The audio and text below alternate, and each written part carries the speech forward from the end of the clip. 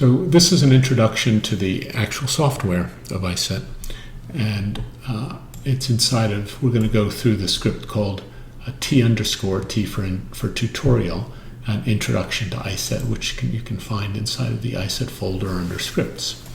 And the point of the script is just give a little tutorial and sort of begin.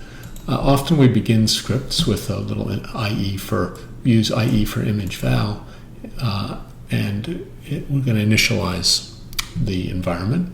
And so I'll just run that a little bit. And now we're going to go make a scene that's going to represent the full spectral radiance of a scene. This first one is just the default simple scene. It's got a wavelength range. It's got it's going to be a little color test chart. It's going to be the Macbeth color target seen under a tungsten illumination. That's how big the patches are going to be, and that's the wavelength representation. Right, and then later on in a different video, we can show you different kinds of scenes. This is just a very simple test target. It's very useful. And there it is. And the scene represents, at each point, the spectral radiance, and it's got this tungsten yellowish look. And you want to select a point and show the radiance? Sure, let's go select the radiance. Here's a yellow point, and that's the spectral radiance in quanta per second per steradian per nanometer at that particular point. Also, the scene has both surfaces and a uniform illuminant in this case, and we can go plot the illuminant, and that's that yellow tungsten illuminant that we described when we created the scene. You can change the scene illuminant also, because it's got surfaces and illuminants. You can change the illuminant, and that changes the radiance of the spectral radiance of what comes out from the scene, and we can go plot that as well. And so now you can see that the spectral radiance from that point has changed. So the next thing we're going to do is show how all the different parts of the scene work together. We're going to start with a scene, and it's going to be, this time we're going to make a scene that's a little bit different. We're going to make a scene that describes how the spatial structure is captured by the imaging system. And to do that, we're going to create a little optics and a little optical image object. And we're going to set the F number for the optics. And the first one that we're using here, it's a diffraction limited one, and set some of the other properties. And then we will go calculate what that particular optics did to the radial scene, to these radial lines.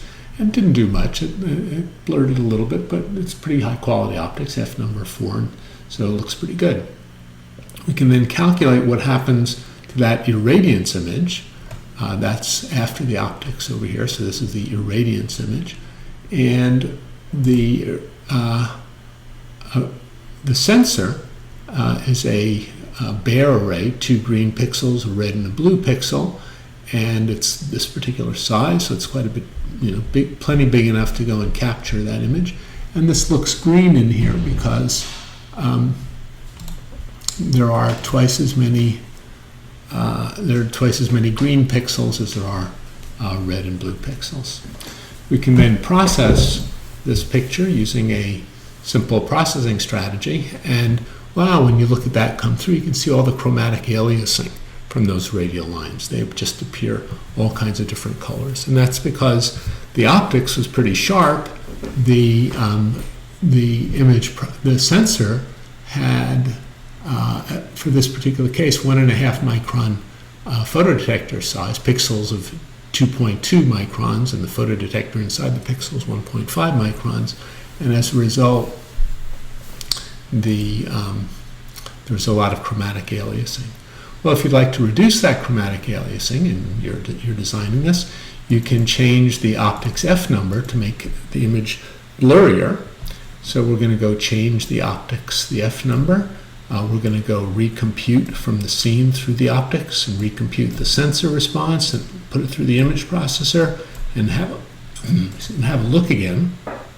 And in that case, you can see that by putting in optics that protects from aliasing, we get rid of all those chromatic artifacts and have a nicer scene.